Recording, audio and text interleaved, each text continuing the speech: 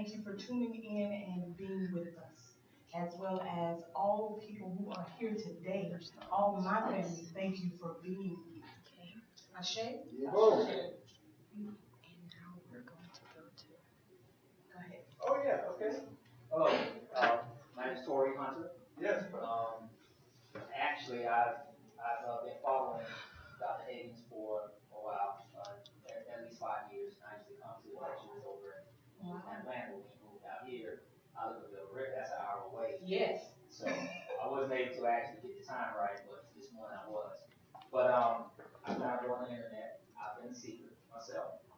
From Miami originally, went to family, and my freshman year I met this gentleman who was an African, brother who used to always try to talk about consciousness. So we talked about this book, I might say it wrong, but The Historical Jesus and the Mystery of Christ, I believe it was. Yes. And I went and looked it up, and I started reading it, and it blew my mind, because I was a Christian. And Yeah. Brother. so I had to put it down. Yeah. So I had to put it down maybe for like the next 5 to 10 years, really, because I felt I needed to go and get stronger in my Christian walk before I read it, because it was messing up. So what I was thinking about Christian life. And every time I picked it up, it shook me, so I put it down. I went and read 5 some more. So I kept and then I just started to, just like this gentleman was talking about, I started reading a lot about us. Yes. In our history. And Osiris. And learn a little more about that. Then I saw your lecture where you said that you met some gentlemen in St. Louis, and they were talking about Osiris, and he was really Jesus, and you went with him about the fight. You good?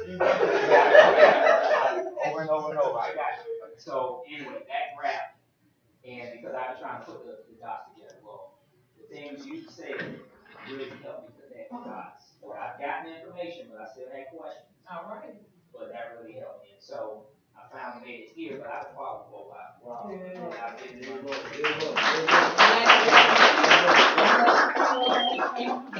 Oh, no, I won't. It is a journey. Thank you, brother. My name is Amir Muhammad. I'm from Atlanta, Georgia. I was invited by Sierra. I've been reading on some of my history of the Black Nile River. Oh, yeah. I was at Shahada and listened to Justin Muhammad. Listen to some of the speeches. How we need to start learning our history. Right. That's something we're going to go and start doing things ourselves. Mm-hmm. Thank you for being here today. Hi, I'm Sierra Smith. I'm originally from Alabama and I live in Carrollton, Georgia. And the reason why I'm here today is while I was following Kevin, Wesley, out in the Facebook page. I'd like to come in the subject matter of the young man, so I was interested in meet him and also see what his surroundings are and just get my own stuff involved. All right. Thank you for coming out. Thank you. Let's all get together and welcome. Oh, one more. I'm sorry. I tried to get you to stand up. Well, hello everyone, my name is Paul Chandler, originally from Oklahoma City. When I was stationed in Virginia, I was in the Navy, and I had a brother that came and told me about Dr. Reagan. His first video was What Should We Do with Jesus? Oh, yeah. And I watched it, and I've been watching Cuban videos over the years, and I appreciate he's here, so. Yes. All right, glad to have you. Don't let this be any of your last times coming out to fellowship with us. We would love to have you in the building with us so you can feel all this love that we have to give to our brothers and sisters. Now let's here at the African Village stand and welcome our guests as we at the African Village can only do.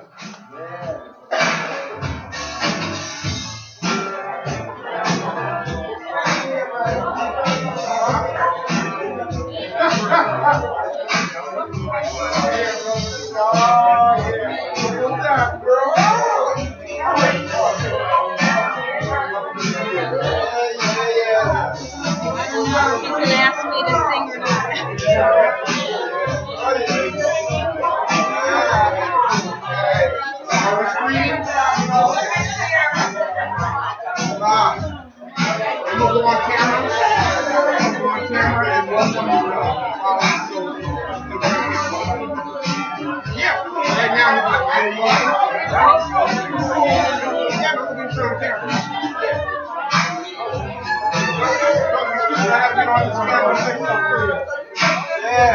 Which one are we on? Right here?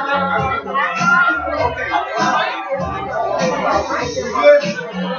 Hey, listen, welcome. The African Fellowship of Atlanta. As you guys tune in and log on, if you stay, we got a great line for you. Okay? Stay tuned and continue to go on. Love you. Come on, get involved. Come on.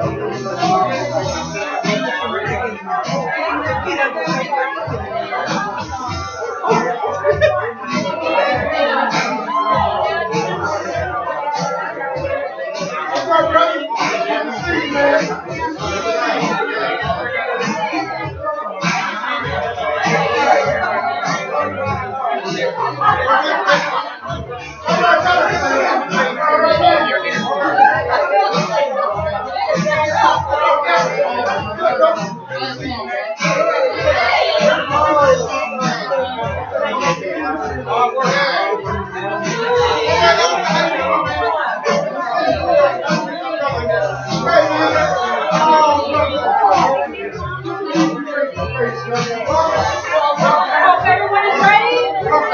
Time to share our song, The African in Me.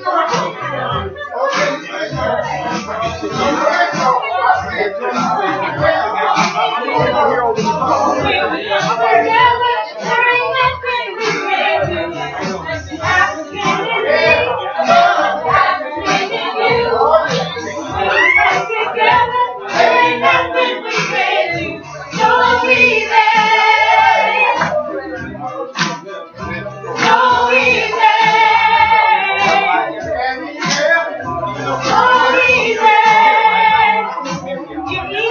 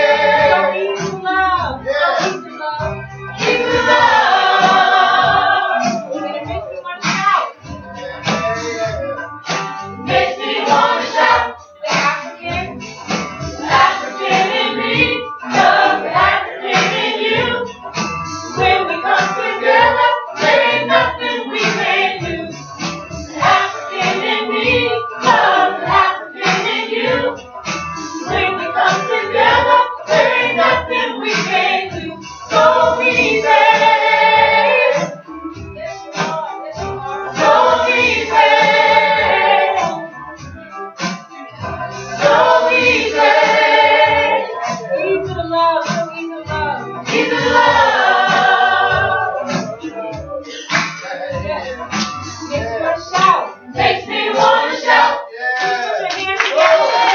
This is shout.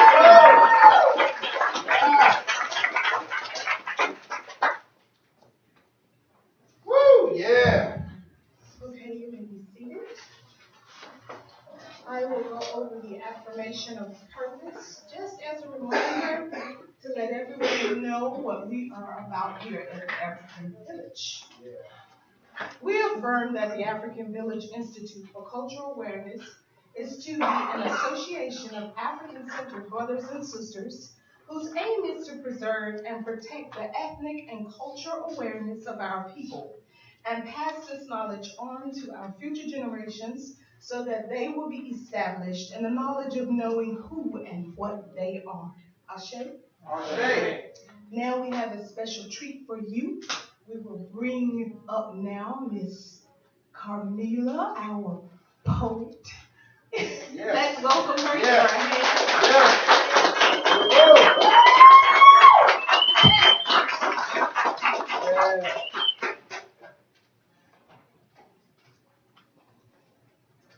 Hotel brothers and sisters. Hotel. How you all doing today? Black Cat. I'm going to speak to my sisters today. All right. God, why did you make my skin so black? You knew this shade would cause nothing but lack. Everyone taunts me because of the color you chose, not to mention my wide hips, full lips, and broad nose. All right now. And why is my hair kinky and so hard to grow? If only it were blonde, at least it would flow. I try to hide behind bleach and color contact lens. It doesn't matter what I do, I cannot disguise the skin. People hate me simply because of the way I look, prejudging me and treating me like I was some common crook. Right. I would rather have been the color of fresh fallen snow, or at least one of the colors in your precious rainbow. But you picked this awful black, and I just can't see why in the world you would do this to me. So please tell me, God, what in heaven's name was your plan when you scooped up the earth and gave me this cane? And God said, my precious child, somehow you have it all wrong. Before I made you, I thought hard and long. You had to be stunning, a black beauty to behold. So I held nothing back, gave you my heart and soul. First, I wanted your skin to glisten like a smooth onyx stone. So I sprinkled you with moonlight until you were just the right tone. I took my time and sculpted your fine, healthy hips. No question at all, I wanted you fully equipped. And no mistake was made when your full lips were formed, for I need my praises sung with dignity and charm. Your woolly hair was taken from a soft and gentle lamb. Be proud of it. It's patterned after the great I am. At last I breathed that Holy Spirit in you that blessed sixth day. For I saw the pain the world would someday throw your way. So please don't envy others. Be yourself and never doubt. Keep your eyes on your maker. I know exactly what you're about. And that's all I've been saying and trying to get you to see. I loved you so much. I made you the very image of me. That's what I'm talking Ashe. about.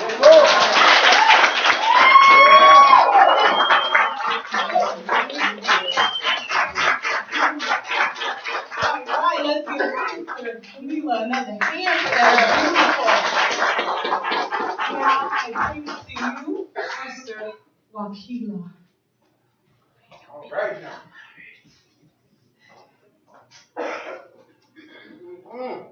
My hotel. My hotel. I'm going to share with you on a song that I wrote a while ago. The name of the song is called Relationship. Yes, I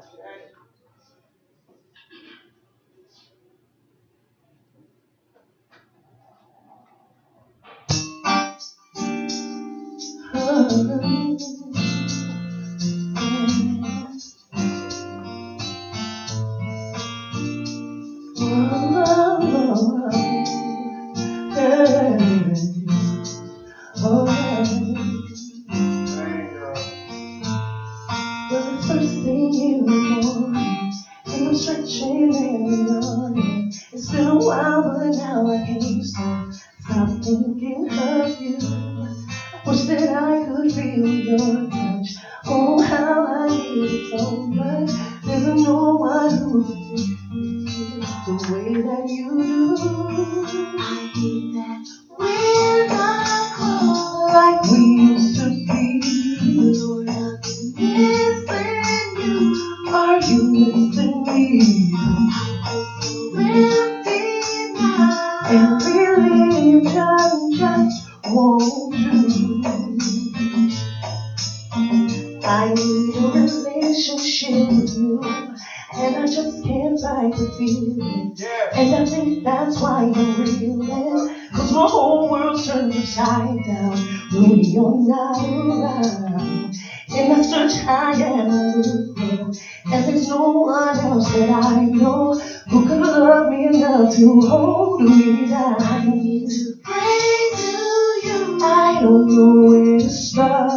Lord, if you could please, I'm in my broken heart. So weary now, and religion just won't do. I need a relationship with you. And I promise if you give me another chance, yeah, I'll never ever leave you again, no. I'll pray until I take my last breath, and I'll give my all until there's nothing left. I'll never let no one come before you. I'll spend my day showing you how I adore you. And if it ever gets to the point and I must choose, I choose my relationship with you.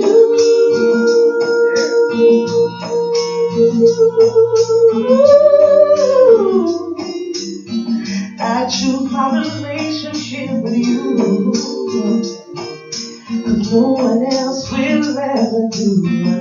Oh no, I need my relationship with you.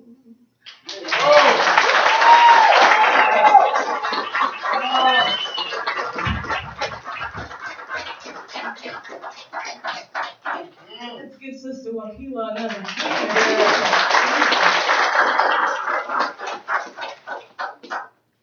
Now it's time for our message.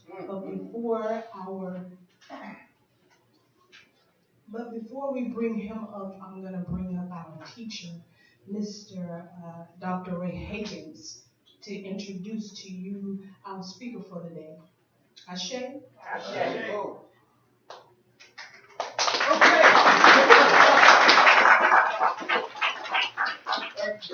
Thank you so much.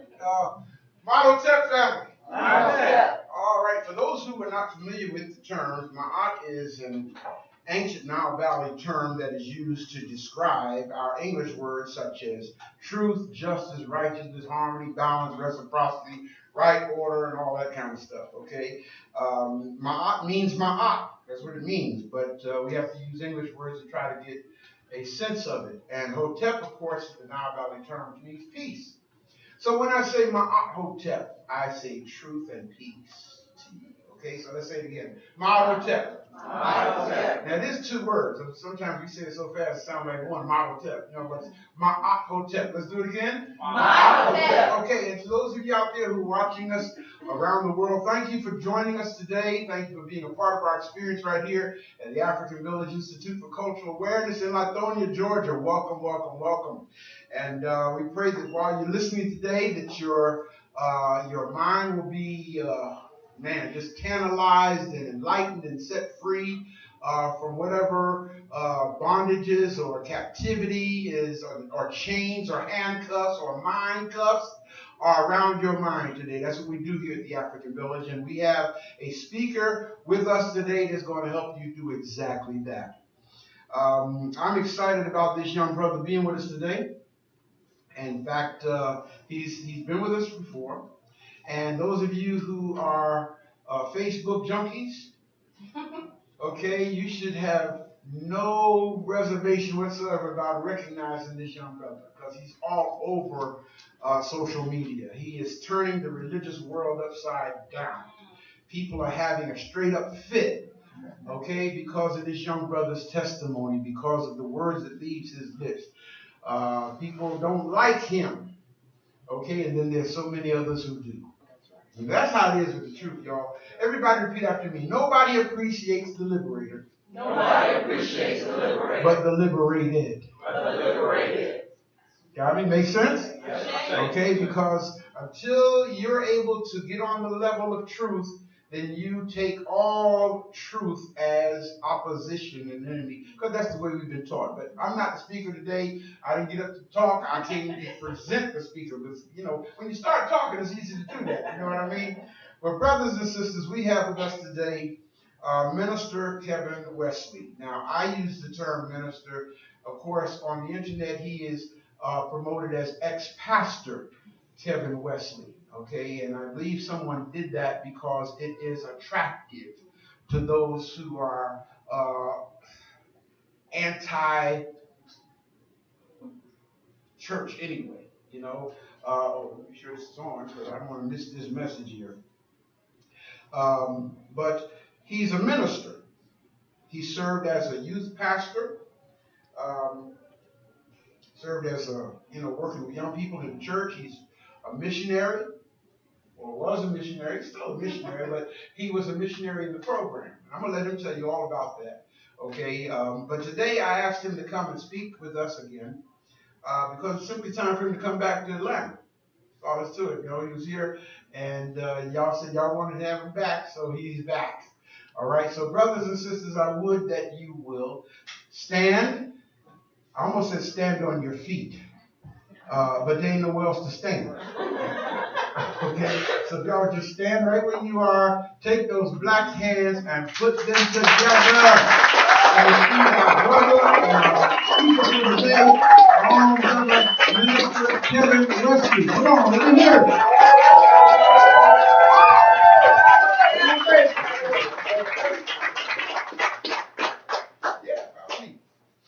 How's everybody doing? Awesome. Thank y'all for coming out. So, if you don't know a whole lot about me, I was a youth pastor in the church for several years. Started going to church when I was 14 years old with a hole in my heart. I was like an orphan. Lived on my own at that age. And I went across the street to this church. They used to play music so loud I couldn't get away from it. So as I started going there, I was hooked, right? I was kind of like most everybody who had a testimony here today. I saw Ray Havens. I saw other things that compelled me to start thinking first. And it was hard for me to let go. And you guys know how hard it is really to let go of Christianity, or any religion for that matter, because your beliefs are tied to it. Your hope is tied to it. So it's really hard to let that go. So obviously, when you hear the truth, you really can't deny it. It'll make you frustrated, and it'll make you run from it. Like my brother said, he went back to church for 10 years before he even saw it. I saw the information 3 years ago, and ignored it. And then I was upset I didn't see it sooner. You see what I'm saying? And that's exactly where it'll lead you. Upset that you'll be upset that you didn't find this truth sooner, even though what you were in feels like the right thing. All right. So it seems like once you get free from it, it's like, man, I really miss it. But once you really grab a hold to the truth, you will never go back. But it's difficult to let go of it. You see what I'm saying? So I want everybody to look at somebody and say, it's all in your head. It's all in your head. Anybody ever been told that before? Yes. It's all in your head. Y'all been told that? Literally, it's all in your head, right? Your whole reality is actually all inside of your head.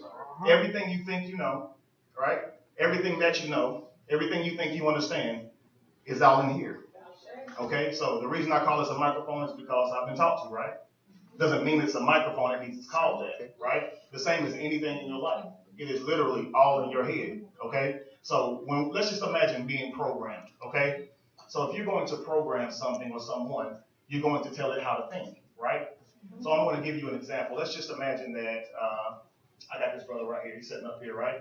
And he's a robot, right? Although he looks real. And we're playing a game, okay? You got your person, I've got my person. Now we're going to challenge each other to send our robot out into reality, right? Into the world. And as soon as they glitch, you lose the game, okay? So what would make them glitch? Anything that you didn't prepare them for, right? So if I sit this brother down, I probably have to tell him that he may be looked at as a nigger, right? As unfortunate as that is, because if he hears that, he's going to glitch and I lose the game. I'm probably going to have to tell him, like, listen, man, be careful. If you're in a store, they may look at you hard. They may expect you to steal, right? I'm going to have to let him know that. So just imagine everything you'd have to let someone that looks like you know before they left out into reality. Just think about it. Isn't it sad? All the negativity you would have to pour into someone just so they can make it out there, right? Now, if you tell him about this word nigger, right? Now you have to tell him how he should feel about it. Because if he hears this word and just hears it, he may just keep walking. That's not going to be right, right? Because we're not taught to feel like that when we hear that word. We're taught to be angry at that word. I have to respond a certain way because I've been taught to, right? So now when you hear this word, now you have to feel that pain associated with that word. But why? Because I told you you had to feel it? Is your emotions tied to what's really happening or what's in your mind? All right, brother. Why is that word powerful? Were we taught to allow that word to be powerful? Yes. All right. But we never thought about it like that. Because we weren't taught by someone who appears to be our enemy. We was taught by someone who loved us that word should bother you. How many got told that if you got called that by somebody who didn't look like you, you better knock them out? Y'all remember that? Yeah. That's told to you in love. To allow a word to bother you so much to the point to where you react. This is what's taught to us. So if that can be taught to us, something that minor, right? That's not religion. Nobody says you have to be that. You have to get angry at that. That's just information that's put in front of you. We respond to that information. We receive it. So when you sit down in the living room and you're watching TV and you see someone that looks like you robbing a bank, right? What do you automatically see? You see how you should act. You see an image of yourself doing something, right? And so we understand that we have been shown images growing up, right? But do we truly understand how powerful images are? We understand how powerful words are, right? But we know a picture speaks 1,000 words. So is an image really powerful? Yes. Yeah, that word, imagine. If I was to say imagine, immediately you'd start thinking in your head, wouldn't you? What is that word? It's image and in. So if an image is out, and then you put that image in, that will become your process. Okay? So if I say imagine a color that stands for pure, will we think white? Why? Is white pure? Or have we been taught that? So why do we look at that word? Blackmail. Blackmail. What's that word? Blackmail. M-A-I-L, right? So we know what it means to blackmail someone. Why does that word and the other blackmail, they kind of seem to run synonymous, right? All these things that you hear about associated with the word black, and you can't seem to extract any positivity from those words, right? Black magic, is that supposed to be something that's good? No? So these are things that we think in our mind. Along with all these things, we've been given religion, we've been given insults, and we've been given ways to live our life, and we didn't even realize it. Teach, brother. So that word religion is actually from another word called religare. That word religare literally means to hold back the mind. Right. So if I can give you images that hold back your mind, I can control you.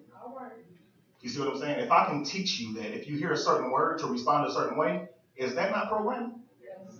So when we see on TV and they say a special word and all of a sudden that sleeper spy wakes up, we understand he was programmed. But why is it that you can be cool, calm, collected, having a great day, and somebody can say something that causes you to respond?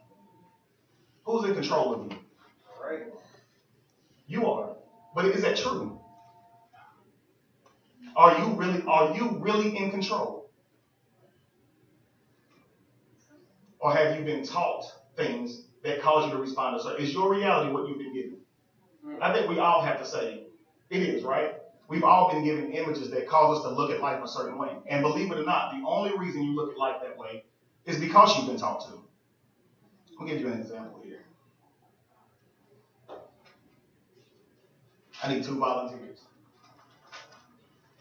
that possible? All right.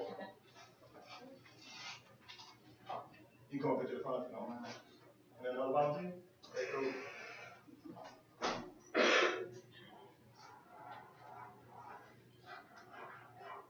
Now this is religion, okay?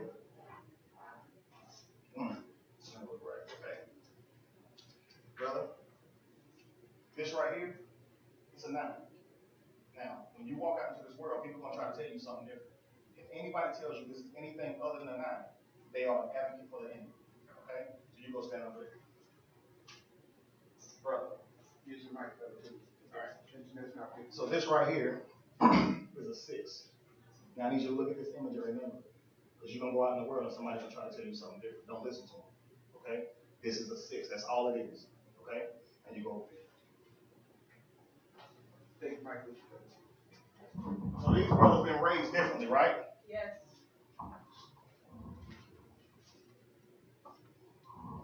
What do you see? 9. What is it to you? 6. So he sees a 6, he sees a 9. Who's right? From their perspective, right? Okay, so switch sides. All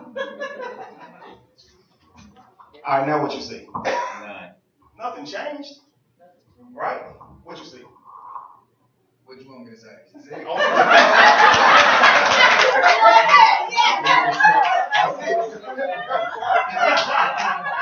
see that, right? Yes. Because here's the thing, like, obviously they know what both of those numbers are.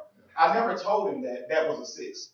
You see what I'm saying? So he just said, what you want me to say? I never gave him that information. I only told him that was a 9. So I never told him it was a 6. So if he's saying that's a 6, it's not just a different perspective. It's a word he's never heard. So now he's hearing a word he's never heard. And instead of coming over and looking at it from his perspective, now he's the enemy. Why is he the enemy? Is it because I told him that he's the enemy? Or because he disagreed? Because I told him if he disagreed, he's an enemy. Not if he disagreed, he understands it a different way. So I've already set up the premise. So now anybody who disagrees with you is now a what? So I didn't just teach him that was a 9, did I? I taught him something totally different. I taught him how to go to war with anybody who disagrees with him about that number. Is it worth fighting over? If one of y'all kill each other, is it still a 9 or 6? It won't matter. You're dead. You see my point? This is what we go to war with every day. Something as silly as that piece of paper on the floor. In fact, it's sillier because it's nothing. It's not even something in front of you. You have been taught to believe in Jesus, thank you guys, or whatever religion you believe in. You weren't given an image except for the image that you were given as a child, right? Okay. But that's not what you're debating. You don't care what the image looks like. Because we've been taught not to care. It doesn't matter, right? If it's God, who cares what color it is? So that becomes irrelevant. But what's relevant is he real? And so if you stand in that standpoint to where to you Jesus is real, it's not as simple as changing perspective because this is something you can't see anyway, right? So what does it mean to be ignorant? The root word is ignore, right? It doesn't mean you're incapable of learning. You've seen images your whole entire life and you ignore them. Wow. They're on TV. They're on every commercial you can pretty much see, in every business logo you will ever see. And they use the exact same images that our ancestors used.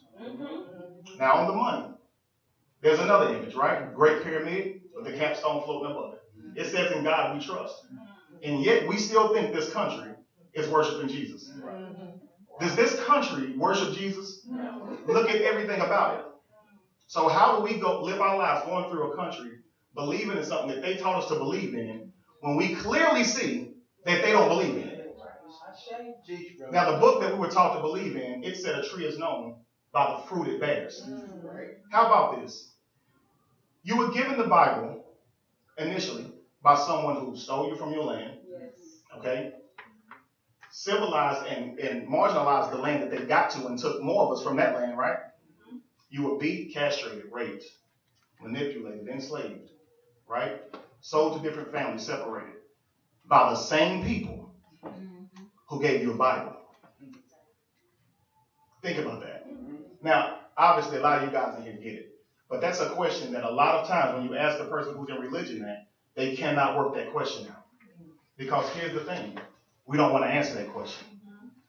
We just want to say that, if that's how I acquired this belief, then I guess it's all right. I understand my ancestors went through some things, but at least we do have the right God. But you have to think about this. There's one law for the slave masters that said converting a Negro to Christianity does not automatically give them freedom.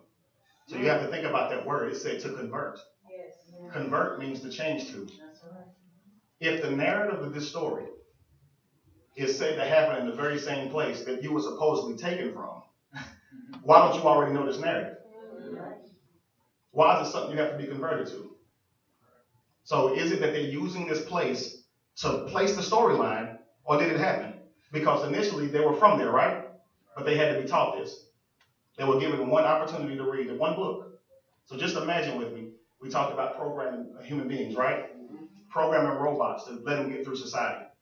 Imagine that you have individuals who have no information. You changed their language, took everything from them, okay? What you give them is all they're gonna have. The human brain is very powerful, but it can only use what you give it. Right. Words and information. To the human brain, that is tools, okay? So you hear that phrase, if all you have is a hammer, everything looks like a nail, right? Why is that? If all you have is a hammer, whatever you need to get done in here, you're going to try to use that hammer to do it. But even if that's not what the hammer's for, you'll try, right? The same way. If all you know is to inflict pain, that's all you're going to do. And you'll say, well, I grew up in that type of home. Well, it's actually, yeah. You're projecting what you've been put into you. You're uploading what's been downloaded into you, and you're doing it to someone else, right? You can't really help that in that state of ignorance, though, because you don't know why you're doing it. So one of the main questions that people ask when they get into religion is, where is God? Or where God come from? And I know that seems like a silly question, but where did you come from?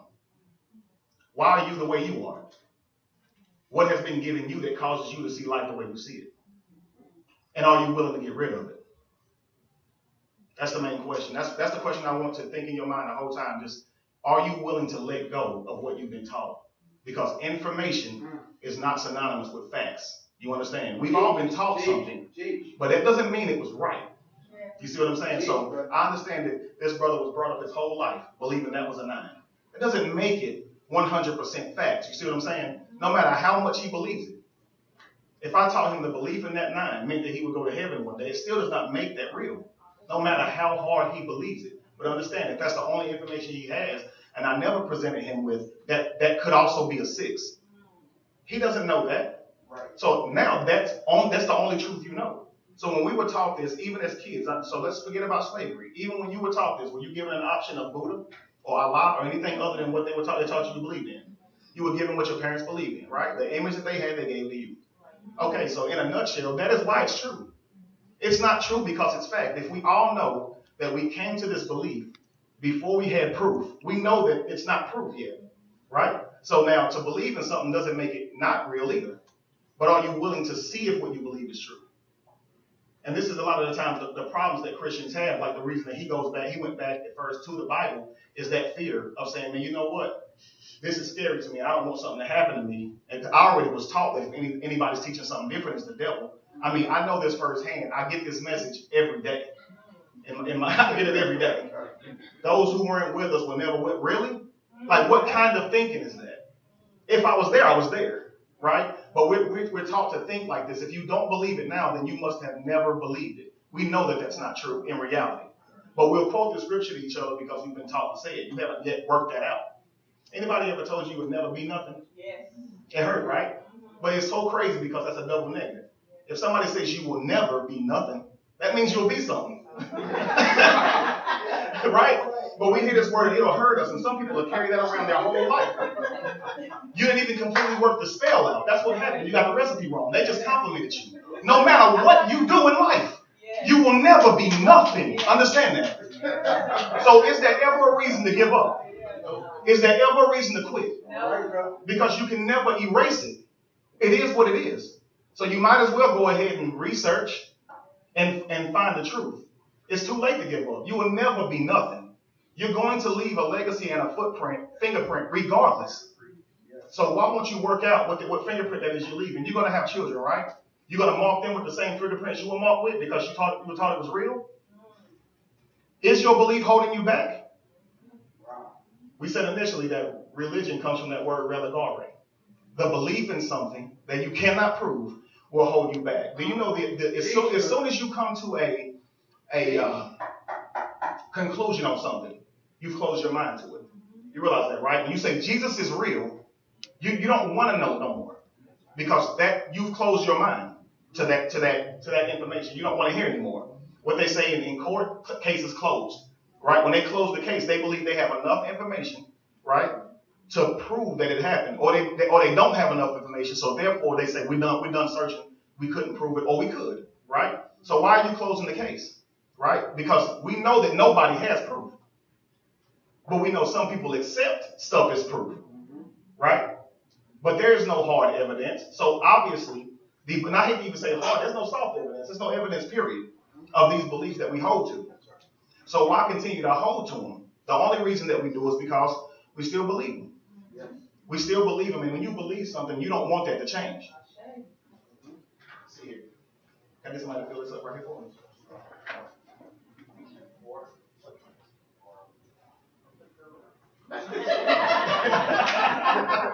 Little both. So just think about it like, when I say it's all inside your head, breaking free is an inside job. You realize that? No matter what I say up here, I can never free you from your belief. All I can do is give you the courage and the confidence to go and research for yourself. You see what I'm saying? Breaking free happens in here. You have to be willing to ask those questions, and then also answer those questions logically. Okay, and don't try to settle yourself with an excuse and say, well, we're just not going to understand everything. Like, this is what you were taught to keep you believing it.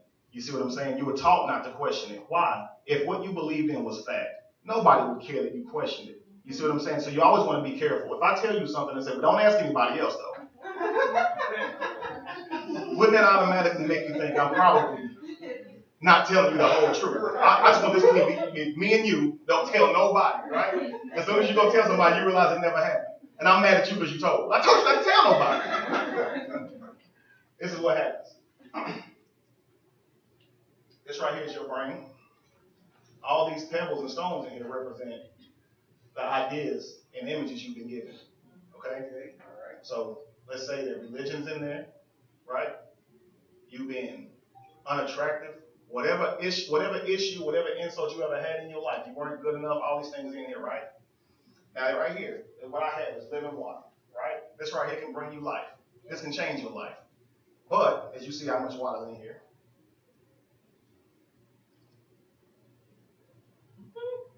Now, we know this cup wasn't full. Why is this one? All right. Those stones are taking up space, right? Yeah. Okay, so let's say this water represents knowledge. Why is it that we can't acquire knowledge?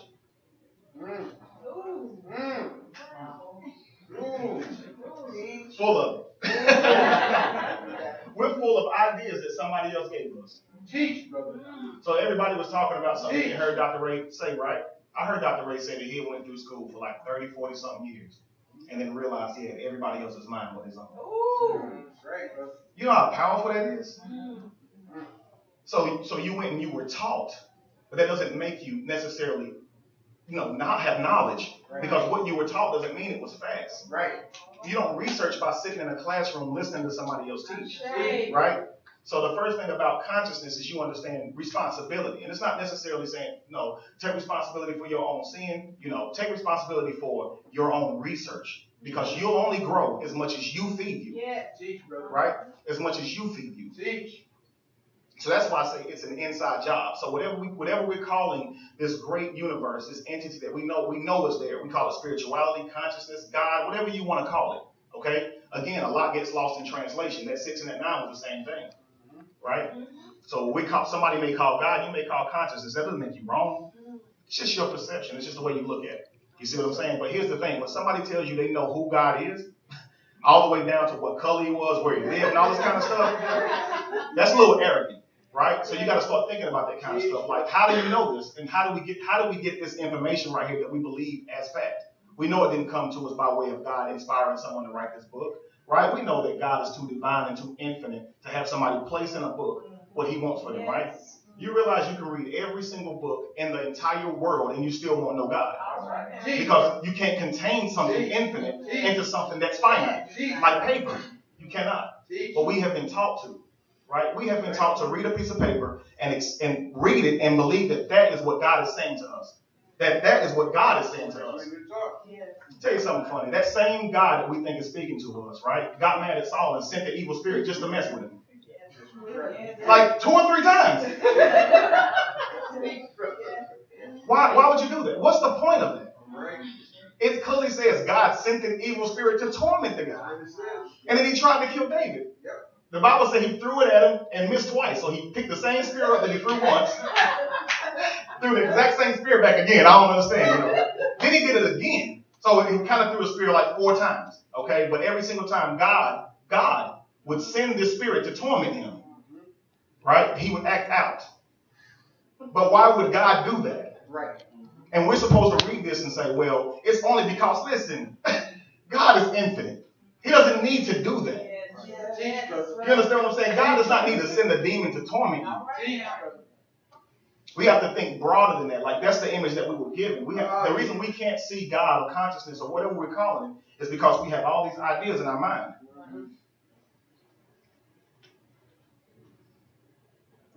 I was telling Dr. Ray in the back, like, a long time ago, before we were eating what we were given and buying fruit from supermarkets, we had a real good agreement with nature, right? If you eat fruit from a tree, you replace that fruit with the soil that you give it, right? And that's what plants feed on, right? So just consider this. What you consider filth, something else considers food. You see what I'm saying? So to us, we have to understand that everything is not as it appears to be. So because you were taught that was crap and was useless and we flushed it down the toilet, right? That does not mean that something else wouldn't be able to use that, right? But it's hard for us to see it that way because we've been taught to be fed. We've been taught to be dependent. So basically, you were uprooted. You were uprooted from a natural state and put into a flower pot right here. And now you need to be fed. Now you need to be, you need to be liberated, right? You need somebody to give you water. So right now, if you put a plant outside, it'll grow naturally, right? Depending on what kind of plant that is in this environment. But if you bring that plant on the inside, you are aware that you have to do some things to that plant for it to do the exact same thing that it would do naturally in nature, right? You now have to provide the water for that plant. You now have to provide the nutrition for that plant, right? Well, so have you. You have been removed from your natural state, right? And you have to provide yourself with the necessary information to evolve and grow out of what you've been given, right? Who in here eats meat? You love it? You love meat? Who in here eat meat with no seasoning?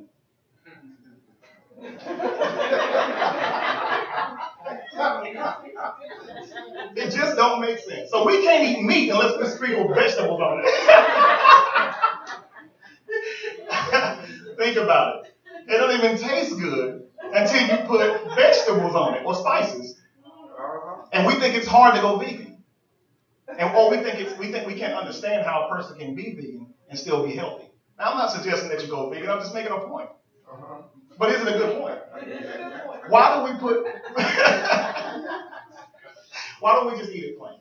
If we truly enjoy meat, why don't you just go home, put some chicken on there, ball it up, and just go to town? Why not? It doesn't have flavor. Is that what it is? It's not so easy to eat when you're not seasoning that food up because you were given meat with it seasoned. Okay, you're used to it being seasoned. Now we know that if you've been given meat early in life and they never seasoned it, you'd probably still be able to do it. You're like, I don't think I could ever do it. We even talk about certain people's food because they don't season it enough, right? But think about it. It's very funny that we feel like we have to be meat eaters, but we cannot get good flavor out of that food or enjoy that food that we're eating unless we put vegetables and spices that come from the earth naturally on top of it to make it taste desirable for us. And then it's a shock when we realize when we were in Africa, we were vegetarians. Well, it shouldn't be such a shock when you consider what tastes good to you is vegetables anyway, right? So it's one of those things where just something like that should make you think of just a little bit differently in terms of how you've been raised and to what really is, because you came into this world at a certain time in life to where we were in a country where we don't truly understand it at all. You're not even taught how to navigate throughout this country at all, right? You're given a little bit of information, right? On how to protect yourself and go out into this world. The problem with that is, if all you're doing is surviving, you will never evolve, right? So if I tell my child, hey, in this world, it takes money to survive, right? So a good father would teach his child how to acquire money, right? An even better father would tell his child, don't go to work, create your own business, right? But still, these thoughts are create money. And if you're thinking, I have to create money because money is needed, when would you ever focus on building your inner you? So we're not taught to try to grow and evolve spiritually. You see, we're taught to give our spirituality to somebody else. We're taught to thank somebody else for every little thing that they do. Every little thing that we do for ourselves, we give that credit to someone else. So we're going through our whole life not being fed at all, right? Running on E, trying to find our best way to connect with God. But how can you if your idea of God is the exact opposite of what God really is? Like, do you realize that? God was told to you that it was a man. Can it be a man without a meat suit? How can you be a man if you don't have a flesh suit to put on? What justifies you being a man or woman? Having a vagina, right? Or testicles, right? That's how we separate the two. Does God have any of those things? Like, probably, I would assume not, right? But we say he. So this is just a term that we always use. He. And most of us, and you can try it on your own time, but trust me, it's very hard to talk about God without saying he. Because that image has already been placed in your mind. So number one, it's a he. Number two, he's outside of you. Right? He sits in heaven and looks down. He reaches down and picks you up. All these things happen from the outside of you. Let me tell you something. Nothing happens on the outside of you. Nothing. Nothing at all. You ever felt my pain? You never felt my pain. I mean, I can hit myself right now, stab myself with a pin. You ain't not going to feel it. Right? Now, if I tell you it hurt, you believe it because you see the pain in my hand. Right? But if I just told you my hand was hurting, you're not going to believe that. So why would you believe me if I told you a man 2,000 years ago died for your sins and coming back to rescue you? If you can't see it. Right? Right here, there's no need for you to doubt there's a piece of paper in my hand. But if I put a paper down, and I say it's a piece of paper in my hand that's down here, you have a reason to doubt now because you can't see that paper. Why be so easily convinced by somebody else's experience? Never buy into somebody else's experience. That's theirs. Right? So just imagine living a long time ago and everybody had their own individual God. And nobody talked about God. Nobody told you what God wanted from you. Nobody told you what made God mad and what God hated. God was your own. There would never be a problem.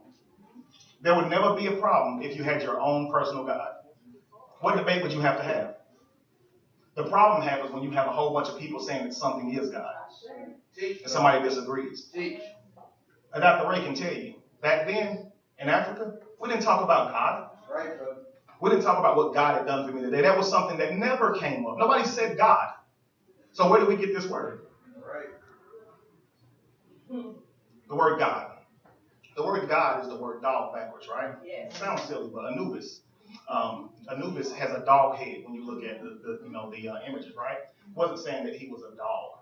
But if you're blind, you would get a seeing eye dog, right? That dog can pick up on things that you can't. It guides you, right? For a lot of people, if you have diabetes, you get a dog, they can smell it before you even go into shock or have a seizure or anything. Like, these dogs can do that. This is why he had a dog head. He guided you through the afterlife. He was waiting for you when you died. Now who's waiting for you when you die? It's opposite now. God. Isn't that funny? Anubis, if you look it up, Anubis is a dog head. He has a dog head. It was just symbolic. It wasn't a god that people worshiped. It was just teaching you something. When you go somewhere where you've never been or you don't remember being, that dog, or Anubis, is who guides you to where you're supposed to be. Because you can't see where you're going. Right? So now, who waits on us at the end of that life? God. But you have to understand, where did that come from? So because you were taught this word God, don't make it God. It makes it a word that you understand as a deity. But it doesn't make it exist either, though. You see what I'm saying? So all these things are what we've been taught. And we've given this concept called God, and now we can't get away from it. We cannot get away from that. Who is God? Absolutely. Let's do it. Put your circle on. All right. So everybody repeat after me. Inside the circle. Represent represents my realm of knowledge. Everything I think I know about whatever I think I know exists inside this circle. I must understand that there's more to life than what's inside of my circle. And in order to understand this, I'm going to have to let go, right? Let go of everything that you thought you've been taught. Okay, so all you have to do is just allow one little part of that circle to break, so you can bring some other stuff in. And when you bring it in, replace. Don't keep all the other crap in. You see what I'm saying? So if I want to add more water, I'm going to have to take one of these stones out, right? And I'm going to probably start with the biggest one first, that one on top. I call that religion.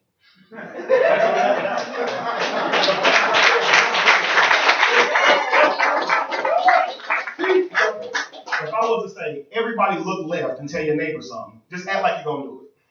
Everybody look left. That's religion right there. That's religion. Everybody do the same exact thing. That's religion. Yes. Right? Yes. If I told you to come up here and sing whatever song you wanted to sing, that would be like spirituality. But if I say sing this song exactly like this, hit your highs here, your lows here, and if you don't do it, I'm going to tell you can't sing. That's religion. Right? Who am I to tell her she can't sing? I try to control how she sang, right? And you know you have to be an amazing singer to sing any kind of note anyway. So you have to know how you sing in order to be able to sing, right? Yes. So if you're sitting here trying to sing a song in tenor and you're an alto, it probably ain't going to sound as good as somebody who really is a tenor, right? So we try these things, but I'm saying if somebody told you you have to do it this way, this day forward, that is the equivalent to what religion is. You were taught to go to church, right? Every single Sunday, pray, right? And all these different things that seem to coincide with this religion in order to be saved. And that's how you be saved, is to do all these things, right? I mean, we see all of this, and we taught that you just have to repent, of course. But we get the images throughout life that these are things that we have to do. So that's why you'll have somebody say, you should go to church. You should have to go to church, or you should tithe. And they're ready to write you off, right? If you don't give a certain amount and all these kind of things. That's religion. How can somebody tell you that you're not giving enough? They don't know what you have. Right? So remember the scripture where they gave in the Bible, and the woman had what was less than a penny when you look at it, and then the man gave a whole lot, and they told her that she gave more because she had less. She gave everything she had. Now, if I'm on the flip side of that, I would rather have what he had, what he gave, because that's literally more than what she gave. But from the standpoint of giving, she gave everything that she had. You see what I'm saying? So it's just different ways of looking at it. Obviously, she didn't give more. So if somebody said that's not true, he gave, $5,000. She gave less than a penny. Obviously, he gave more. Well, he did. But perspective, right? She gave everything that she had. So there's a total different. You see what I'm saying? It's different. You have to look at it from their side. Now, both are right. It's not worth arguing about. You see what I'm saying? But things like that will be debated and argued. But why? Is that relevant? You see what I'm saying? Like, my thing is this. This is what consciousness is. Consciousness is being aware. Simply being aware. Being aware of the space that you take up. Right? So just think about this. Everybody got hands, right? We all got feet? I want you to just imagine you can feel your pinky toe. Can you feel it? Yeah. Could you feel it before I said it?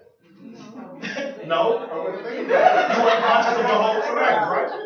I wasn't thinking about it. This is what happens in life, okay? So we just lose connection, that's all. You're still connected, though.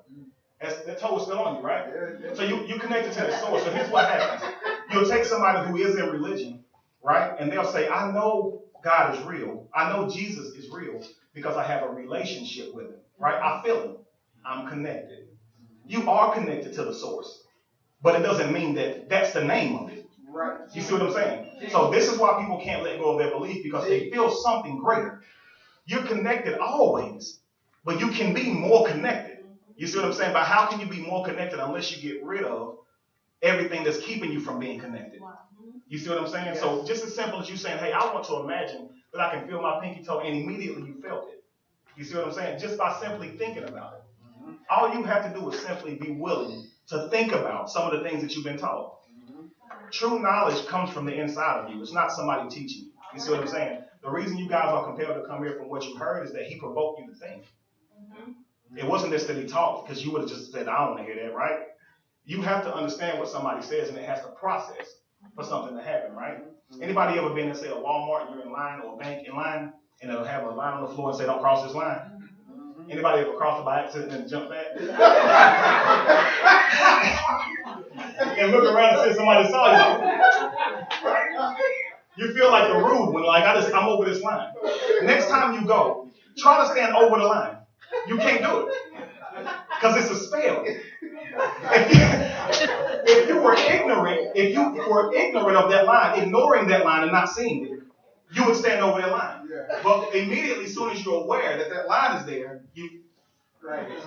right? And how many of you see the banker ready for you and don't call you still standing there, right? And you looking at him like, you know I got places to be, right? And 20 minutes later, you come, sir. Like you could have said that like earlier, but you didn't walk up there because it had it right there. If that line said walk up when the next teller was free, you would have walked up when the next teller was free. You obeyed that command, right? And you may feel like I didn't have to. Yeah, you did. Stand over the next time and see how you feel. It's gonna bother you. Just stand over the line. They probably won't even tell you to move because they're gonna be shocked. But you're gonna feel people looking at you, and you're gonna feel like they even care, and you're gonna have to step back because it's gonna be difficult, right? So it's simple as me asking you. If I ask you to hand me that piece of paper right there, you have to understand the words I'm using for you to actually go hand that paper. You have to understand the question, right? So if I say, will you, you automatically understand that I'm about to propose something. You're about to request something of you. So it seems like a lot, right? I'm putting a lot on it. But we don't understand how much we've been taught and how much we already know because we break these words down without even being taught how to break a word down, right? But if I said, what is your purpose? You know that question, that first word, what, is a request. When I say that word purpose, you may not can define what purpose means, but you know what I mean when I say it, right? Because you know how to break it down. That's the reason you're here. He said something that you actually literally understood, even when you were in that sunken place. When you were in that sunken place. Now just imagine this. That's what light will do, though, right? So we know that we are, we light, right? We know we're light beings. We understand that already, right? Okay, so when you flash light, it's got to wake somebody up. Remember the movie Get Out, right? When he flashed the camera and the guy woke up, what did he do? He got mad, didn't he? What people do when you wake them up? Even in real life. They get mad because that sleep was good, right? What you do when you got mad, when you got woke up out of religion? You got mad, right? Because that sleep felt good, right? But then what did that guy do when he woke up? They took him right back in and put him back under him. That's what a lot of us do. As soon as we get woke up from religion, we go back to religion to be put back in that sunken place again. We go, and I'm talking, walk right up to the pastor and be like, pray for me, man. I'm having trouble with my faith. And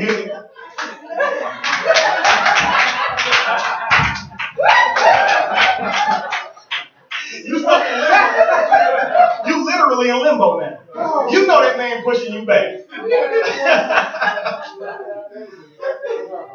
We go and we ask to be rehypnotized, right? Because we don't want to be woken up from that belief.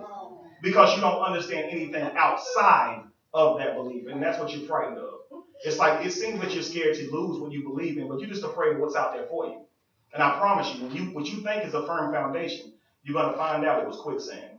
I promise you. But all you have to do is see a firm foundation for you to know that you're not standing on one, right? So if you're standing on the ground and it starts crumbling, immediately you're going to look for ground that's not crumbling, right? You're not thinking about your next paycheck, right? Are you? Would you be thinking about that? I wanted to, like, in the middle of my me teaching, I wanted to toss you a rock and see if you catch it, but I ain't going to mess with you. Because you mess around not catching. What I wanted to happen, okay, is when he caught it, I was going to ask you guys, how did he catch that rock? I never warned him, right? But his focus and everything that he was thinking about had to go to that rock. Didn't it? Exactly. If I had told him to think about something else, he wouldn't have been able to, not when that rock moving right towards him. And I would have never had to warn him. His body would have immediately responded. Why? Because he's been taught how to catch, right? So it's one of those things where everything that you've been taught is not necessarily bad, but use what you've been taught as tools, right? So when I say we're ignorant, not dumb, I mean that you're not incapable of learning, but you have not been aware of what you're seeing in front of you. The problem with the human mind is if you don't know what it means, you'll overlook it. You will ignore it. We only respond to what we understand. You see what I'm saying? So right now, if somebody put a word right here and you couldn't understand it, you're not even going to try to find out, right? So if I say go to another guy and say, "Donde es tu país?" right? Would you be comfortable saying that? No, I don't know. No. What if I said that means what country are you from? Now would you feel comfortable saying it? Yes. Yeah? Okay. So now watch this. A while ago when he said Ma'at Hotep was 2 words, right? When I said Donde es tu país, you don't know which one word and what's not. So you may go over and say it too quick and they're gonna be like, what you talking about? I don't understand what you're saying. You merging it all together, right? But if you understand what country are you from, you will never have a problem asking that question because you understand that question. It is your language, right? So we've been taught that spells are words like abracadabra and voila, right? Words that you don't understand. Like every time you see this, remember watching Johnny Quest with Haji? Sing, solid boom, right? And all this magic happens because you're taught that spells are in a language you can't understand. Spells are in a language that you can understand. When you write down, it's called spelling, right? When you write it in a different way, it's called cursive, right? Translation, right? These are words, right? Like I told you about that word image in. It literally means image in. That word is now an image, and now it's inside of your mind, right? So you have to understand when you're reading these books, you're reading spells. So like he said, I went through school and I realized I had everybody else's mind but my own, right? A true liberator is not going to say, mimic me, do what I do, right? That's what tyrants do. Tyrants create that, right? Hitler wants more people like him, right? But a true person who's a liberator will say, go get your own research. I don't want to stand here and give you all the answers because who's to say you're going to even believe me? And without that fact, without you understanding this fact, it's still going to be a belief. Even if what you believe in is the right thing, you realize that, right? There's not going to be any real power to it because you only believe what you believe because you were taught it. You didn't go get that information yourself. You see what I'm saying? So you can think you can ride a bike because you saw somebody do it, but it doesn't necessarily work like that, right? Before you get in the boxing ring, they teach you how to box, don't they? So how can you live your life unless you first learn how to live your life? Right? Because we have been taught to give our energy to somebody else. So like the number one thing with consciousness is understanding that everything that you have been taught, it is literally all in your head. You don't have to take what you've been taught, and once you learn you've been lied to, it doesn't have to be anger, okay? Only you are in control of it, right? Do you agree with that? Or you're working your way up to being fully conscious and aware and in control of yourself, right? So if you are in control of you, I shouldn't be able to say things that provoke you to do something, right? Because here's what happens. In Christianity or religion, when we do something, we blame it on the devil. When we're conscious and we do something, we blame it on a situation. We're still blaming it on something, okay? You realize like that thought of heaven and hell are just states of the mind, right? So we know that we can create evil if we're vibrating low, right? If we're in a low place. So why say, I only did it because of this situation? Why not accept that that was also you? Because we like to believe that we're all good. And when we do something bad, it was just a bad day, right? I was hungry. You know how I get. Right? Because which what we're trying to do is we're trying to give you an excuse.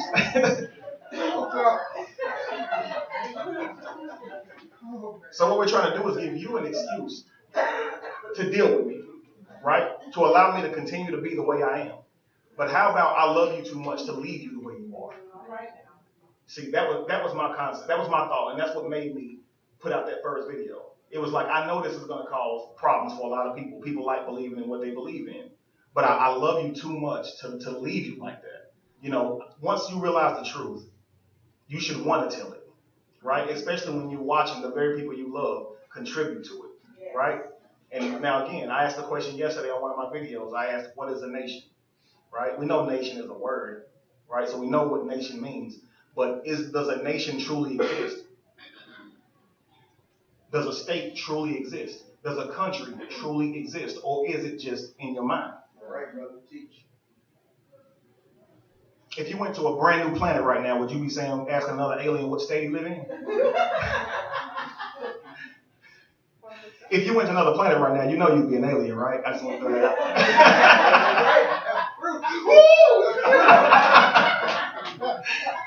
That's good. No, I'm just playing. That ain't rich. You have to start thinking about, see yourself the way the universe sees you, right? In somebody's eyes, you are a giant. You see what I'm saying? If you walk out to that grass right now, something is running because you're walking through it. If you step on it, you'll crush it. Are we aware of our matter? Are we aware of our body, of our consciousness truly? Are we truly aware? Because just as much as your hand Okay, and your feet, you can be aware of those two things. Can you also be aware of your energy? Because we don't take any thought for that. A lot of us. You ever see somebody at work got an attitude? Make you want to stay this far from them all the time? Almost like they got hands that reach 15 feet, keeping you away from them, right? You don't want to go around them because they don't know how big they are. They don't know how much their energy is messing up everything in that room. And they've never been asked to look at that energy either. So why would you take in mind the energy that you put out? And why would you ignore that energy, right? Anybody know somebody at work who talk about people all the time?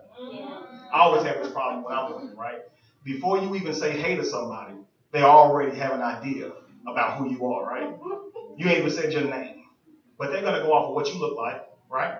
And they're going to go off of what somebody else says. And to them, it's truth. So that's what you're dealing with, right? You walk up to somebody, You don't even know them.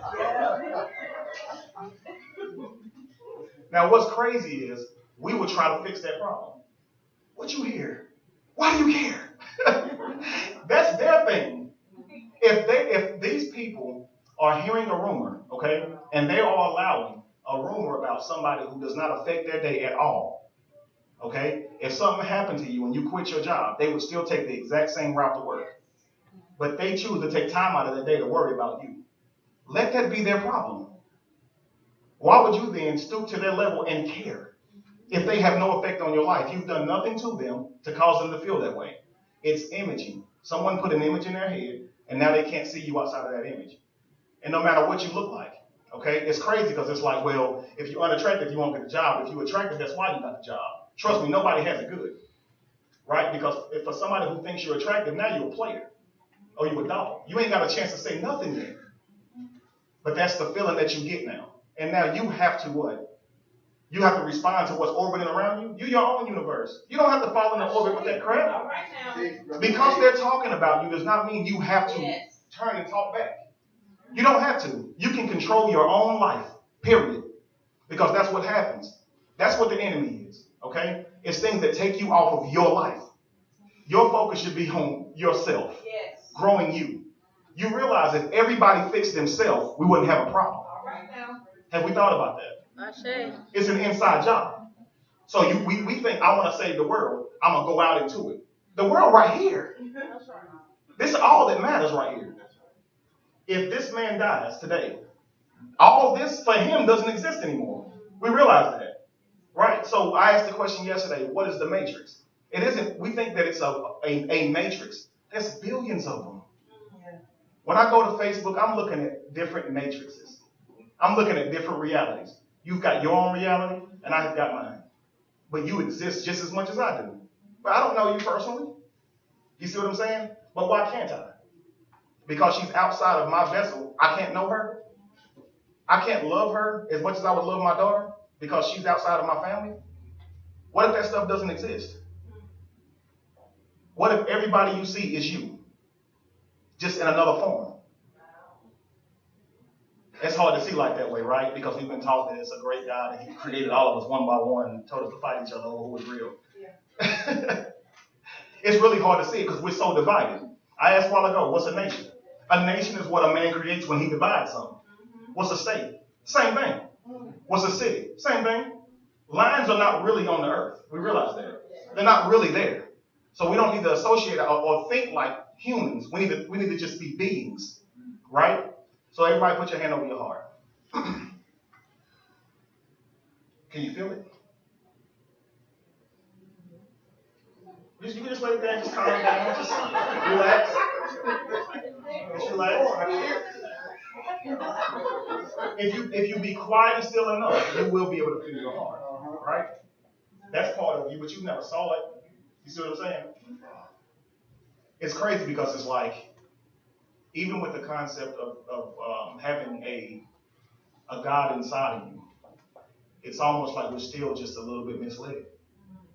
What if every essence of your being is God? What if the planet is part of your being? Yes. You know, it's funny. You should look up foods that look like body parts. It'll blow your mind. And it's funny because they don't just look like body parts. the body part that looks like, it helps. That's right. You put that in? That's right. Did y'all put that here? No? You didn't put it here, right? All of it, right? Is that neat? It's very, very neat, right? So and it's crazy because you weren't brought up in a world to where you understood that. So you weren't taught how to take care of yourself, right? So let's just look at it in natural terms. If you take a city, right, that is overrun with crime, you can almost guarantee there's probably not a whole lot of law enforcement to regulate that crime, right? Same thing in your body. That's what cancer is. Everybody, we all have cancer cells. That's right. But when cancer swarms up in one area, that's what can kill you because you don't have anything protecting yourself. We have been taught to eat whatever they give us. So we don't even protect this body. Because I could not get up and move around without this body. But we're taught to ignore this, right? Most of us only smile when we look in the mirror. You don't think you exist till you look in the mirror? No, it's really funny because we don't really think like that. You know, I don't see me right now.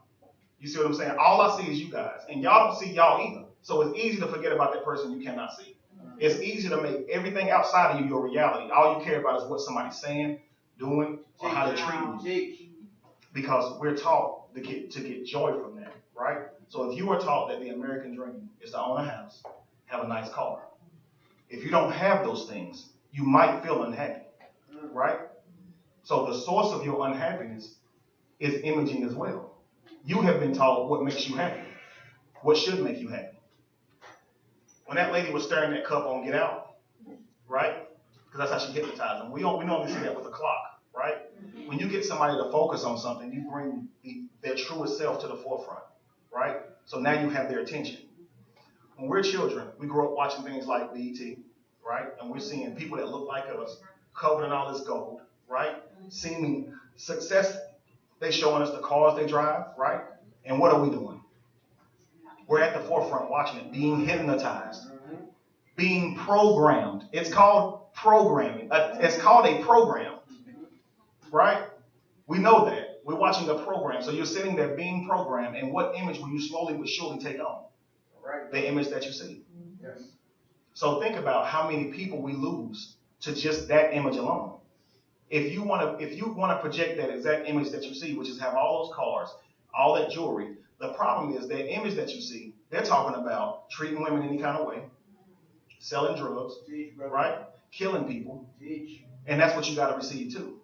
So if you're going to be that image, now you got to act like that image, right? And anybody who's within that image gets judged for being in that image. If you dress that way, you're more likely to what? Steal, right? Sell drugs, any of those things. So now they have more of a reason to pull your butt over.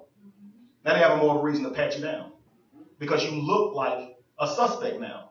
But you're not really, you don't really look like a suspect.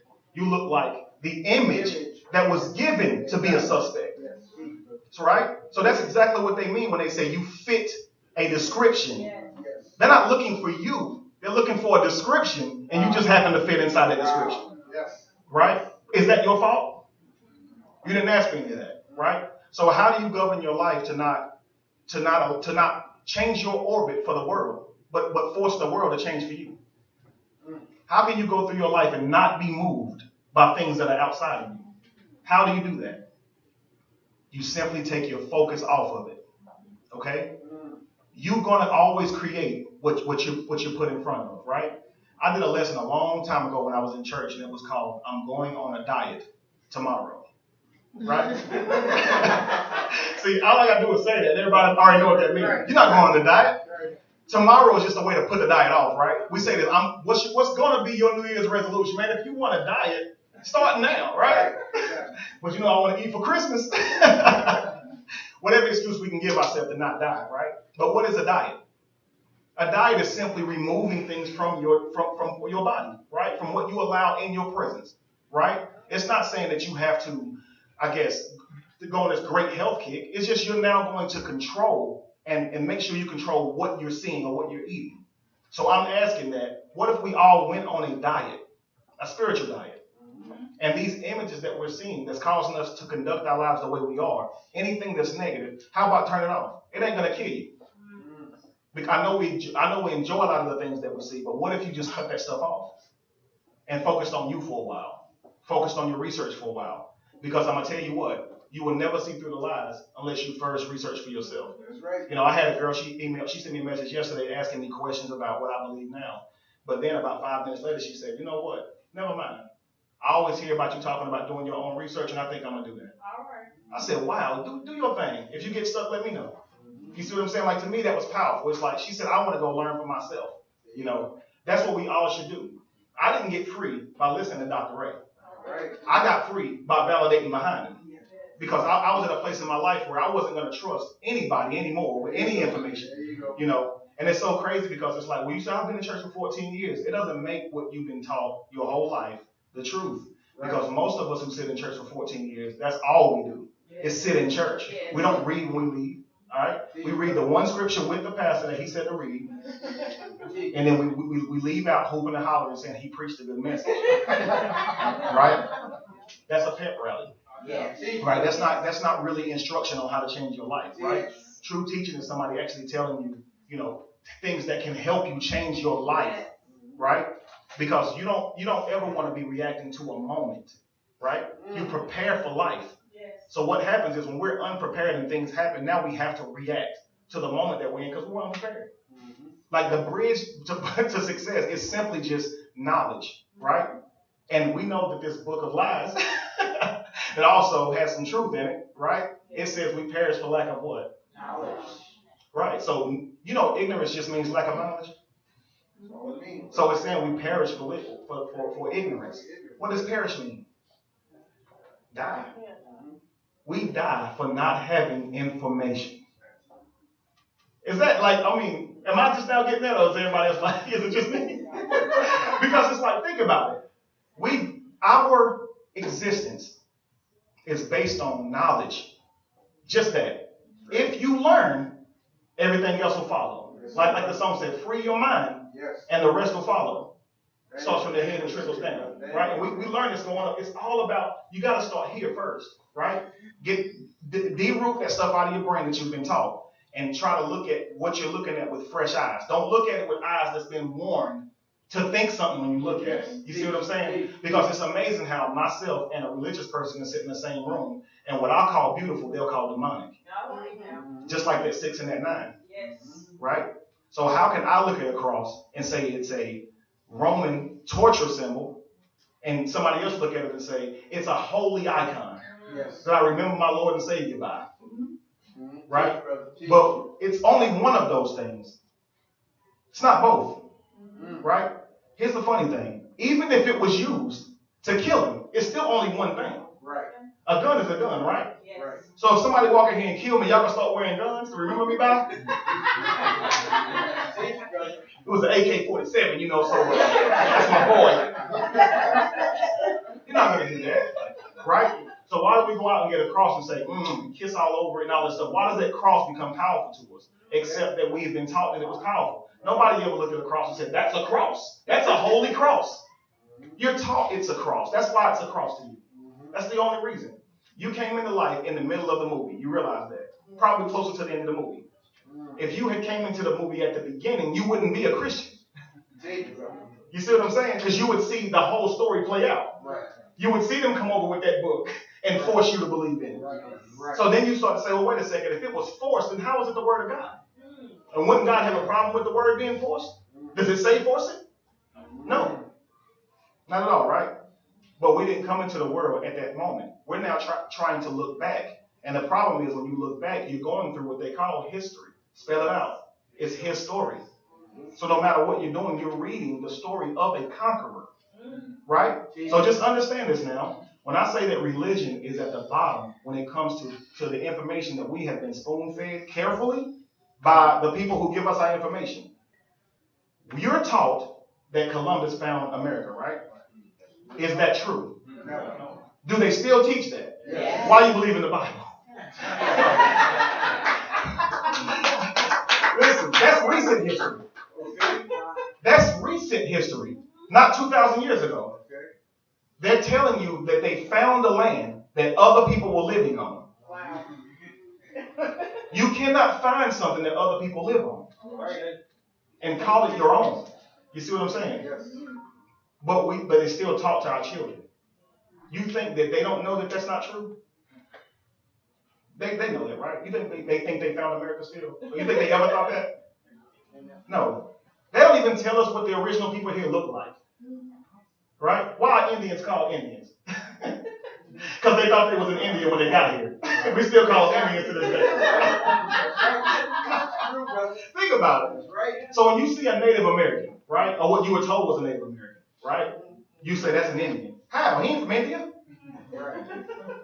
But in our mind, that's an Indian, right? So you have football teams who call themselves the Indians, but dress like an Aboriginal American.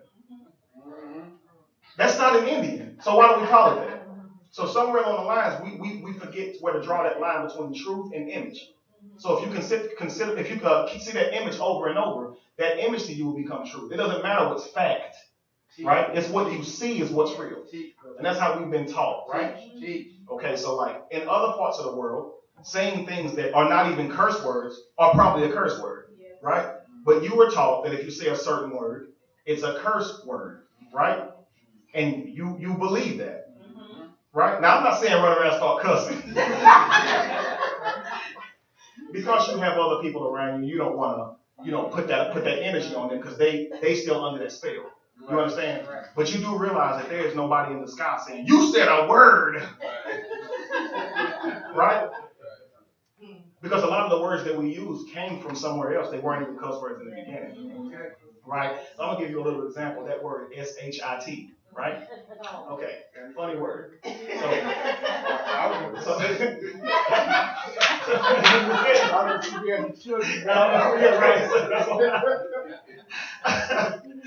that word, right? Just imagine this now. A long time ago when agriculture was really prominent, they would carry or they would ship boxes of feces, right? Okay, so they would store this feces in the bottom of the boat. When the heat comes, that smell rises, right? It will cause people on the boat to get sick. So what they said, you know what? Let's start putting it on the top of the boat. So they built a crane on top of the boat and started stacking the boxes up high on the crane. So that way the smell would rise and it wouldn't be on the boat because it goes up, not down, right? They would label these boxes S-H-I-T. You know what it meant? Ship high in transit. I got a load of right? Is that not crazy? And now that's a curse word. And if our child say it right quick, right? Don't say that word. Why? Because you weren't taught that first. You weren't on that box loading a load of I can't even say it.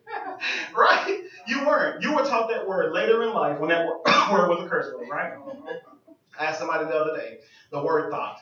Let's just consider this word for a second because people get mad at this, right? 3 years ago, it was funny. What word? Thought. Thought, yeah. You're a doctor. You probably never heard this word. You don't mess around with new words. You ever listen to Dr. Ray, when he make up words, they can be. I know. And it be something else. No, thought. Okay. Thought. It means that hoe over there. Hoe ain't even spelled with it. Right, so that's what it means. So when you call a woman a thought, you're calling her that hoe over there. So how can she be over there? Okay. But it's a funny word when we first heard it, but now when you say it, somebody will get mad. If you call a woman a thought now, after we understand that word and we have allowed it to become a spell, now they'll get mad. What you call me? It doesn't even make sense. Hoe is spelled with a W. Right. Huh? Yeah, a garden tool is, yeah. So really, it really makes no sense now. Now you're a garden tool that's over there. But what's so crazy is as crazy as that person is to call you that and expect it to have power, you even crazier for getting mad at it. Exactly. Why are you bothered by somebody saying something like that? Teach, man. When I say that you are God, it means you don't have to be worried about that. Those words don't qualify to come into your orbit and upset you. Try to grow to a place to where words no longer have power. Take control of yourself. You can lose control without losing control. You see what I'm saying? So lose control of all these thoughts that you have. When somebody says something to you, you immediately start thinking about that word. And now I have to respond with an attack because obviously if somebody calls me that, it's an attack. So now I have to respond with an attack. You don't. They can literally say thought and you can walk away like you didn't even hear it. Because if you ignore it, what power does it really have? Right. But we've been taught to focus on, you called me a thought, now I'm mad. I don't have to be mad. Man, you don't own me. I don't have to move because you tell me to. So I don't have to be offended because you want me to be offended. Y'all don't understand how huge this is. You can literally walk out of this building and control your life and don't let anybody else manipulate you at all from outside of you. Everything you need is right here. So when someone says something to you and it makes you think to respond in a certain way, just remember who actually has the power. The moment you respond to another person, you become a slave. That's right. There you go. You become a slave. The moment I say something and get you out of who you are, I own you. You're doing exactly what I want you to do. Wow. Why would you give me that? You should not have a turn-on switch from the outside. You see what I'm saying? Are you a self-starter or do you have an ignition, somebody to put a key in you? Right. I don't want somebody cranking me up when they want to and moving me however they want to move me. These are some of the things like when you leave religion, it's like, what do I hold on to next? So you will look for things like astrology and stuff like that, right? And people say, well, is it over? Man, if you want it to be, if you want to look up at the stars and let those stars move you and direct your path, you can. Or you can control your own life. Right. If that is real, you're going to be carrying out the plan anyway. So why do you have to look up? Wow. So we've been taught to look outside ourselves, so we run from one thing to another. I'm not saying that it's bad to understand the stars' alignment. Our ancestors taught that. But what I'm saying is when you take your life and govern your life down to anything else outside of you, you have lost your God ability. Teach, man. Teach. Everything that you need is in you. We've been taught this, right? Everything that God needs is in God, right? Omniscient, all-powerful, unlimited. You're only unlimited outside of yourself. You understand that nobody here is more special than the other person. Like anything that I can learn, you can. But you have to reach in here.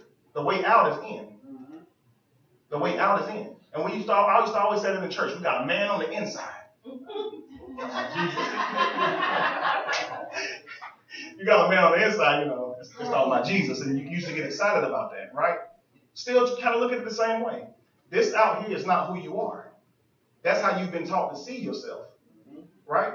So it's definitely, when it comes to manifestation, you want to take credit or take joy in what you look like. That's one of the true starts to loving yourself. But it shouldn't stop there. Your love for yourself should not be shallow. So when we say I love myself because I'm black and I'm proud as a result of being told that you were not, you shouldn't be proud because you're black. That's absolutely fine to love yourself. But why stop there? Because if you stop with I'm just black, you miss out on who you really are. You ain't just black. That's just what you look like. That's just a description of your color. That has nothing to do with who you really are. So who are you? That's the question that I want you to ask yourself. Who are you? Who are you? Not what you look like. Who are you that you hide yourself, right? You don't show people who you are because they might not agree with it. And you don't want to upset somebody else's paradigm, somebody else's way of thinking. So you hide and you allow yourself to be enslaved by the thoughts of another person, of another individual or individuals. So now you carry yourself in such a way that you don't upset anybody. Why would you do that? You don't need to do that. You understand that? Be you, and whoever don't like it, let them leave your orbit. Because the only way you're going to truly prosper and see true success, which is being yourself, is to just be. You don't have to be human. You don't have to be black. You just have to be. Just exist. And I said put your hand over your heart. You feel that heart beating. What I wanted to say was don't focus on being a human for a second. Just focus on beating. Just focus on being. You don't make your heart beat. You're not in control. As smart as your brain is, your DNA has way more memory than your brain does. Right. How can you look like your great-grandparents and you never saw them? You think you're making you breathe right now. You think you're making yourself see me. We think we're in control, but we're not. Something else greater than us is taking place, right? We didn't create our bodies. We don't do any of this. You know, they say 5% of our life is operated on actual consciousness. The rest is unconscious thought. So 5% is all you actually have control over in your life. So basically what I got control over right now is just me talking. I'm not even really forcing myself to stand up. I forgot about that. Because if you just asked me to stand here and just staying here, I would be really tired. Right?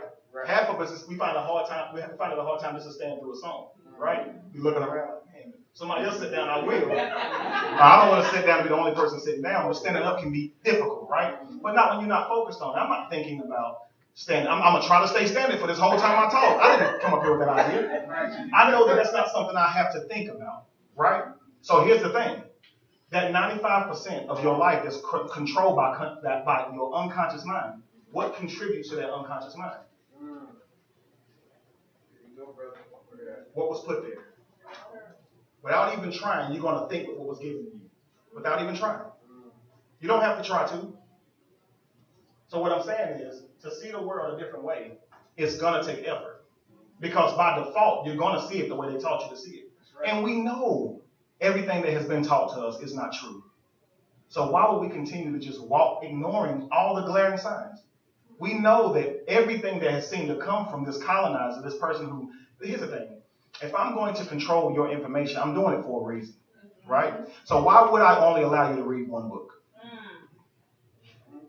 Now, for all the people who may be out there who say, well, I still believe it's Jesus, we just obviously acquired this information through a horrible way, but I still believe in the information, right? Why? Why would you believe the information? Have you proved it? Because so far, you see that you've been lied to. So don't look at the information that you received and say, well, I believe it's true, I got a relationship. Think about the information that you did not get. Because when we go back before slavery, we were amazing, right? Why did they show us that? Right. Why did they remove that information and give us another information? If you had grew up your whole life seeing images of who you were, for real, would you be who you are right now? All right, brother. Teach. Or would you try to embody the very thing that you're taught to be? So instead of looking at a thug on TV, what if you were looking at a master builder, a master surgeon, Imhotep? What if you tried to be Imhotep instead? How do you know you don't have those capabilities? Teach, man. The reason you don't know because your mind has been held back. Religare. My grandmother used to tell me when it was storming outside that God was doing his work. You know that's not what causes storms, right? I want to get into it. It's a lot of science, right? But that's not what causes storms. And because she told me that, I never cared to find out. I already now know why thunderstorms come. My curiosity is now satisfied because of the information that my grandmother gave me. She didn't mean any harm. But if she had not taught me that, how do I know I wouldn't have went off and became some scientist?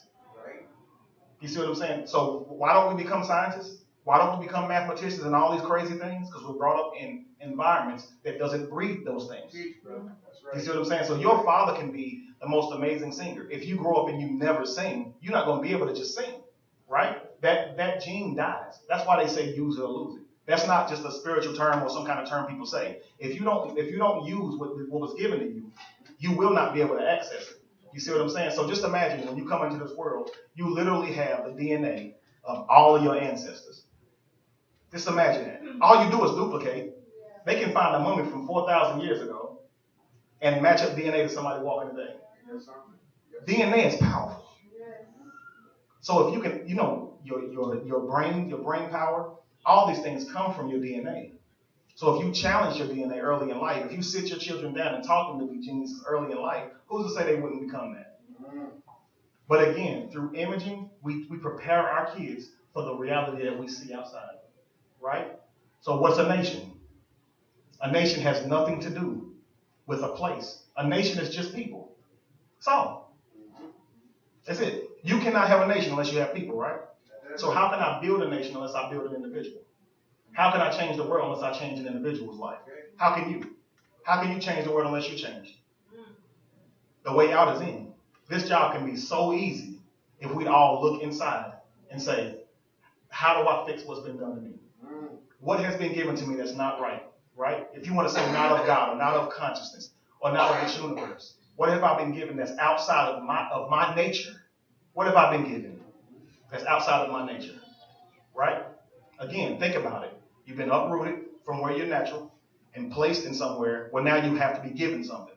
But we've been given it for so long, especially going to church and being provided this information, all these feel-good messages. When you leave church, it becomes hard to invest that time into yourself and effort into yourself and learning, right? Most of us only learn in a school. A lot of us don't take the time to actually go learn for ourselves. When that does happen, for the most part, it's in prison. They don't have nowhere else to go but to sit down and read, right? But they'll get out and be somebody like Malcolm X. Where are we now for what he learned in a prison? He didn't learn it in a college. Does that mean what he learned was wrong? No. This man had the initiative to want to learn, and he did, regardless. But we have been taught in order to learn, you got to have a degree, right? You got to have some type of certificate of approval to be accepted, right? But Imhotep didn't have one. So am I to say that he wasn't a master builder because he didn't have a carpenter's license? Am I to say he wasn't a surgeon because he didn't have a doctorate? This is what we have been taught to believe. So because of this, we trust people with titles. So because somebody's called a pastor or a deacon, right, it means that they're more trustworthy. But they're not, even if they mean well. Even if they believe what they're teaching and they're sincere in what they're teaching, it still don't mean you can trust them because they don't even know what they believe. So that's why you can't take another person's experience as your own, even if they're sincere. You see what I'm saying? If something happened right now and I had some type of experience with the spiritual world and I saw it vividly, I still ain't about to tell y'all because y'all gonna think I'm crazy. And I can't have y'all accepting something that I saw as true. How do I know what I saw? You see what I'm saying? And that's why I say that just always consider that. When you close your mind to something, there's no more room to grow. The moment you subscribe to a belief, is as soon as your intellect is actually reduced to protect that belief. You see what I'm saying? So if I believe in Jesus Christ, I don't want to learn anything else because learning too much may cause me to not believe in Jesus Christ. So people ask questions like, you don't have any doubt in your mind? I absolutely have no doubt in my mind.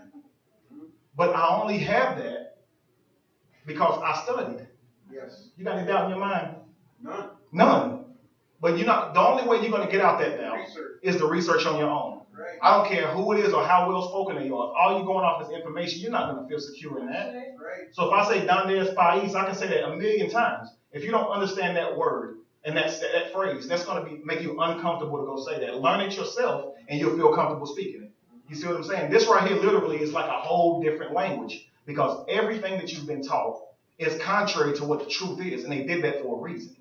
You see what I'm saying? So now when you look at these things, look at them with open eyes and try to understand the true meaning of some things. Because if, like say for instance, and I'll say this and I'm done, but look at that image of the swastika. That's known as a Nazi symbol, right? But it's not. You see what I'm saying? It was used by Adolf Hitler to be a Nazi symbol. But that's a sign that's from Ethiopia, one of the first symbols we ever had. Right? It means good luck. It means good life. It's positive.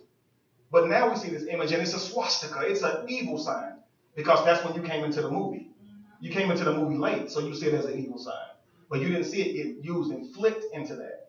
You see what I'm saying? Something like that alone should make you think. Half the world, or most of the world right now, when they see that sign, it's an evil sign. Why did they take that sign and use it? What they want the rest of the world to think about that symbol?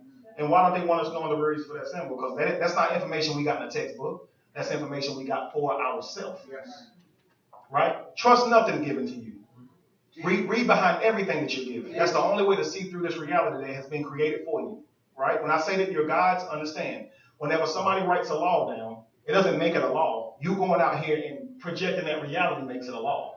You see what I'm saying? I was talking to Dr. Ray last night about a picture where there's a slave kissing Abraham Lincoln's hand because he signed a Declaration of Independence. But we know that what happened immediately after that was mass incarceration on a level that we don't even really want to talk about, right? They made slaves cheaper. Set them free? No, they made them cheaper by the boatload. Now you go to prison and companies are able to rent out all the slaves now for a couple of dollars. Where you had to buy them and feed them. Now you don't have to. They'll work you till you die. and you think you're free. They made asking for money or asking for help a crime, punishable by life in prison. They let you go free and then made not having anything a crime. And there's a slave kissing his hand. Obviously, he doesn't know that information, right? Religare, the information that he was given, he's happy with his current situation. He's happy with some other human telling him that he's free. That's not something to be excited about. I don't need to be told I'm free, right?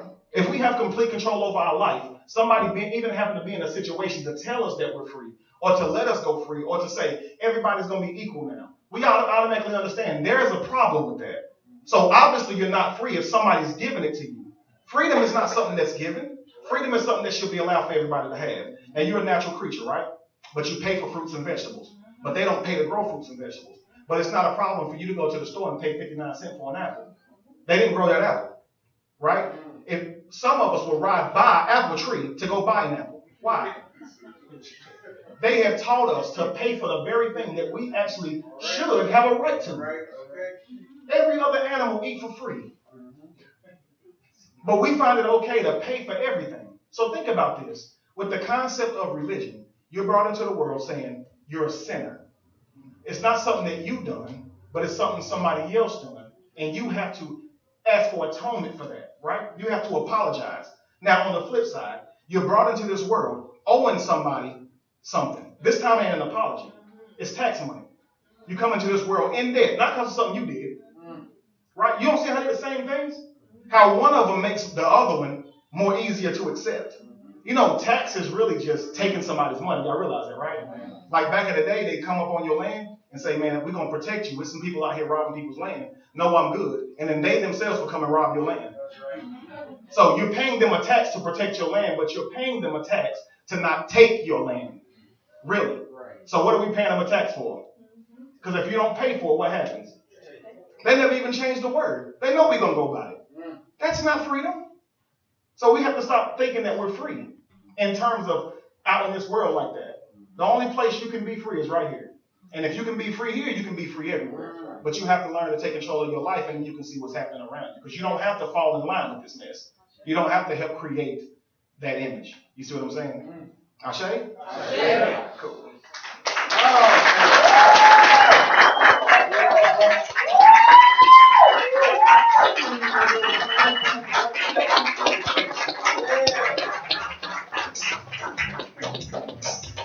Oh, yeah.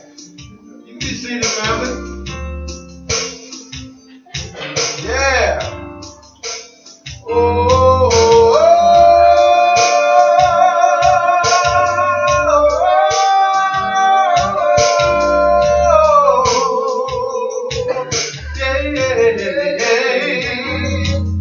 I wish I knew how it would feel to be free.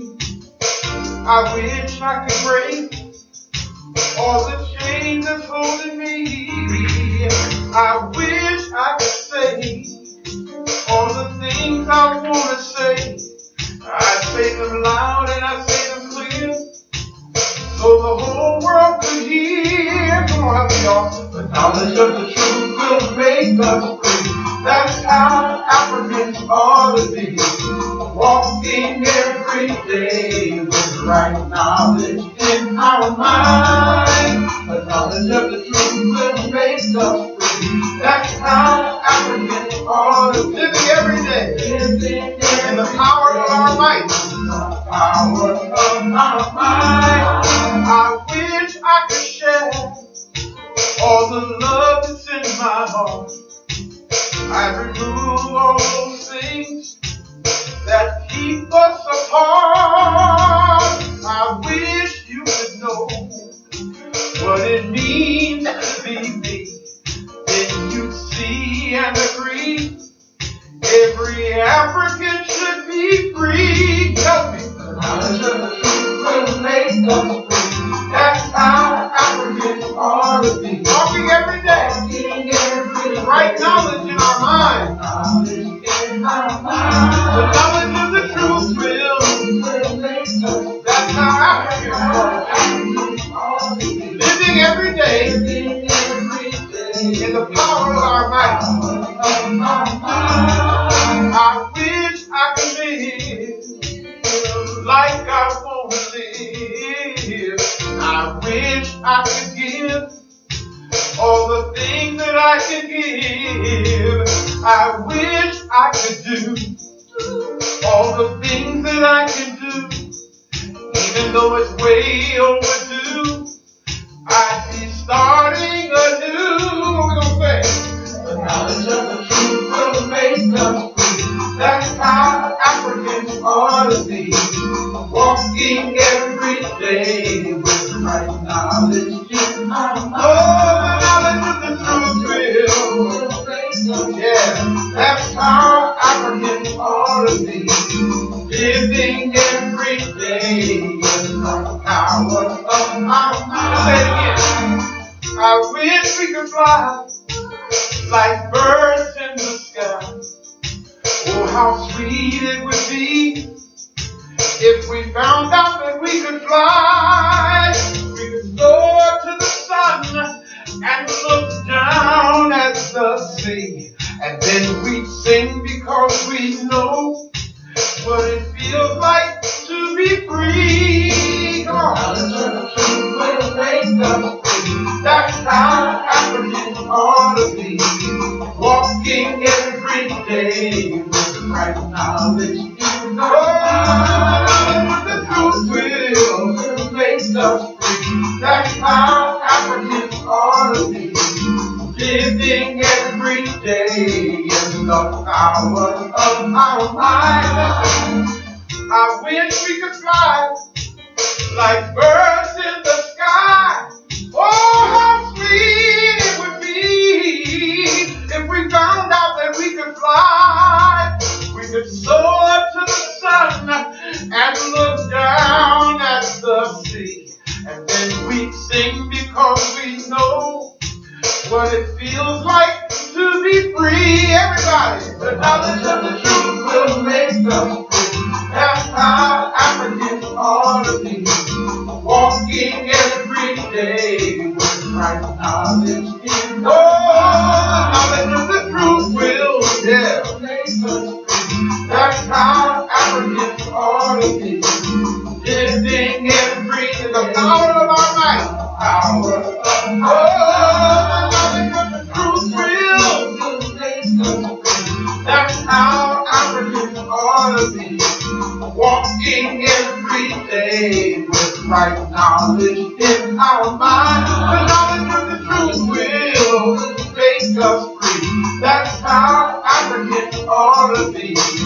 Living every day in the power of our mind. The knowledge of the truth will make us free. That's how Africans ought to be. Walking every day with right knowledge in our mind. The knowledge of the truth will make us free. That's how Africans ought to be. Living every day in the power of our mind. The knowledge of the truth will make us free. Yeah. Walking every day. Now listen, everybody repeat after me. Come on, say, we gotta be free. We gotta be free. You and me. You and me. We must be free. We must be free. Africa and Africans must be free. We gotta be free. We gotta be free. You and me. Yeah. We must be free. We must be free. Africa and Africans must be free. We gotta be free. We gotta be free. You and me. You and me. Oh, we must be free. We must be free. Africa and Africans must be free. We gotta be free. We gotta be free. You and me. You and me. We ought to be free. We ought to be free. Africa and Africans must. Now say it this way. We gotta be free. We gotta be free. Oh, you and me. Oh, you and me. Oh, we must be free. We must be free. Africa and Africans must be free. We gotta be free. We gotta be free. You and me. You and me. Oh, we must be free. We must be free. Africa and Africans must be free. Yeah, yeah, yeah. Yeah, yeah, yeah. Yeah, yeah, yeah. Yeah, yeah, yeah. Oh, go on, black folks. Oh, African Africans must be free. Amen. Let's put our hands together for our warrior teacher today. Minister Kevin Wesley. Come on, put those hands together. Yeah, you dropped it on us today, bro. I bet you that y'all will never, ever, ever forget this right here. Man, that is one of the most powerful illustrations I've ever seen. Did y'all get this? Yes. Okay, I didn't even give the brother a full glass of water. But this one is full because it's already occupied with a lot of stuff. Yeah. It's big rock right here. That's religion. Now see what happened to the water level when I took it out? Put it back in there. Look at that. Ah. Can I use that illustration, brother? All right. Yeah. That's a serious illustration. So those of you out there who are watching us on the internet, thank you for being with us today. And I'm sure that your mind was really challenged by today's message by this great teacher. Young brother, he's young, man. I mean, like he's in his early 30s. My eyes didn't come open until I was 40. Okay, so if he's where he is at this level, man, wait till he reaches 50 years old. Can y'all imagine how this brother's going to be changing the world when he reaches that age? You think they're going to let him reach that age? Because he's messing up stuff, man. He's messing up stuff. I mean, think about what I'm saying. And those of you out there, think about what I'm saying. Do you realize how much money, trillions upon trillions upon trillions upon trillions of dollars, have gone into creating and establishing a lie? So when the Ma'akarus come along, the truth speakers, those who would shatter that lie, it's easier to get rid of those who would shatter the lie. Okay? And they do that by first trying to assassinate their character. You see what I'm saying? Try to assassinate their reputation. Try to present things to stop people from listening to them, listening to us. Okay? But hey, man, keep on telling it, brother. Keep on telling it. Don't let none stop you, man. Don't let none stop you. And once again, those of you out there who are watching this, thank you for being with us today. And before you go, okay, at the bottom of the page that you're watching on the left-hand side, you'll see a donate button there, okay? Please go and make a donation, all right, to help us here at the African Village, all right, with our expenses. This work costs a lot, streaming, live TV, 24 hours a day, 7 days a week, broadcasting, so that you guys out there can learn the truth. Of course, meeting in our facilities and paying the rent and all that kind of stuff, and utilities, all that costs, okay? Somebody had the audacity to say the truth doesn't need any support. I'll never forget that. We had a sister in St. Louis who actually filled out an envelope and didn't put nothing in it. She wrote on an envelope, the truth doesn't need no support. Like we don't have to pay for her to have a place to come and sit and learn. So please don't take that mentality. Understand we need all the support we can get. Okay, and the more support we can get, of course, the more we can do. All right. So thank you again out there for watching. Before I let you go, I want to invite you out there who have not done so to take a moment and download our new app for the African Village. Okay. You can go to your App Store or Google Play Store and download it to your device. Just search TAVCC. That's the African Village Center for Cultural Awareness. Okay. Go ahead and download our app. Okay, this way you can be kept up to speed with everything that's happening, because I'll be sending y'all little messages and announcements and all that kind of stuff of everything that's happening here at the African Village. So go right now, after you make your donation, go to your Google Play Store, and what's the iPhone one called? App Store for iPhone, right? Okay, go ahead and Google those and download our app so you can, be in touch with everything we're doing. Okay, I thank you guys out there for being with us today. We love you. Thank you for loving and supporting us. And until next week, everybody out there, stay strong. All right, Model Tip. Let's give our internet audience a hand. Yeah. Brother, thank you, man. Thank you. I'm about to call this brother my son, y'all. Yeah. I didn't get that's my daughter now, so I'm gonna be your sister, right? Yeah, man, I didn't get to have a son, so I got grandsons, but didn't have my own son. So, when I see brothers like you, man, it makes me proud. It makes me proud, brother. It makes me proud, and everything's gonna be just absolutely fine and fantastic. Oh man, okay, family, it's time now for. Oh, by the way, let me get back to the app. Let me get back to that before we even raise our collection today. Okay, and thank you, Kevin and Tiffany. Thank you already. Okay. Um, I love it. I just love it, man. Brother Lim, would you stand up right quick, brother? Y'all see this brother right here? Okay, how many of y'all got the app on your phone? All right. This is the brother that created the app. Okay. Now, those of you who don't have the app, go ahead and download it right now while you're sitting here. Okay, just pull out your device and go to your app store and search TABCC. Okay, and y'all, for y'all be surprised how many people have been asking me for the longest. Do you have an app for the African Village? Do you have an app for the African Village? And I had to say no because we didn't, And this brother came in here, man, and became a part of us. And he has his own business. All right, everybody say mobile app solutions. Mobile app solutions. Ending with a Z and not an S, right? Yeah, mobile app solutions with a Z.com. Okay, and anybody in here who's in business for themselves, okay, or who needs an app, listen, y'all, I'm loving this thing. I've lost so much sleep this week playing with this thing, man. It does everything that they say.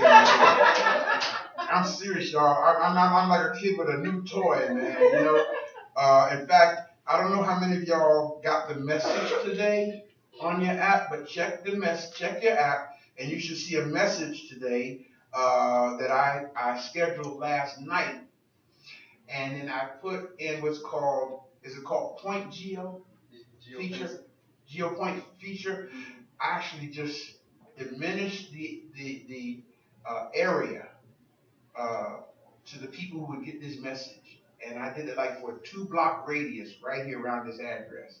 So that when you came into the area, the message would come to your phone that says, Hotep, I'm glad to see that you made it to our fellowship today. Does anybody see it on their phone? Y'all got it? Right? No, man, I scheduled that last night to go out at 1:15 today because our start time is 1 o'clock, right? So when you came within 2 blocks of this facility, that message went to your phone. Ain't that awesome, y'all? Y'all, I'm getting ready to have a ball. You know what I'm saying? I'm getting ready to have a ball. And see, the thing is, I can actually do that anywhere. I can actually schedule it to do that. So I'm going to freak people out in St. Louis tomorrow. Because when they get ready to come into the village of St. Louis, they're going to get that same message. And it's going, yeah, buddy, So, brother, again, Lim, I can't stress to you, brother, how much I appreciate you doing this for us, brother. I mean, thank you. Thank you, man.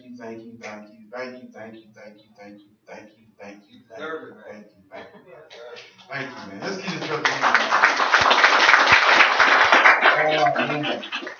And y'all, I ain't playing this so much in this app, man.